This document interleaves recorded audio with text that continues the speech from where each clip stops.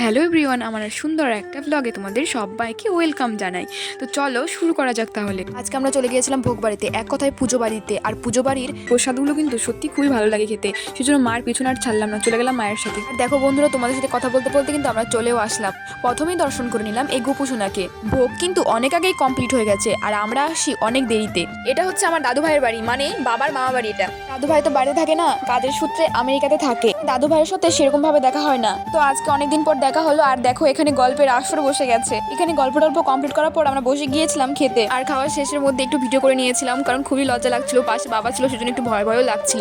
খাওয়া দাওয়া শেষ করার পর দাদু ভাই দিদুনের সাথে দেখা করে আমরা বেরিয়ে পড়েছিলাম মাসি বাড়ির উদ্দেশ্যে, কারণ তার পরের দিনই শিব পুজো। তাই ভেবেছিলাম যে মাসি বাড়ি থেকে বোনরাও আছে, মাসিরাও আসবে, সবাই একসাথে পুজো করবে। দেখো বন্ধুরা, শিব পুজো বলে কথা, এখানে দেখো কত সুন্দর প্যান্ডেল করেছে। এখানে কিন্তু প্রসাদ বিতরণ করবে। অনেক অনেক জায়গায় রাস্তার সাইডে এভাবে প্যান্ডেল করে রেখেছে। আর এটা হচ্ছে শিবডাঙ্গির রাস্তা।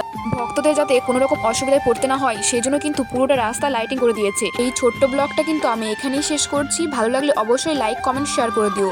দেখা হচ্ছে নতুন একটা ব্লগ ভিডিও নিয়ে।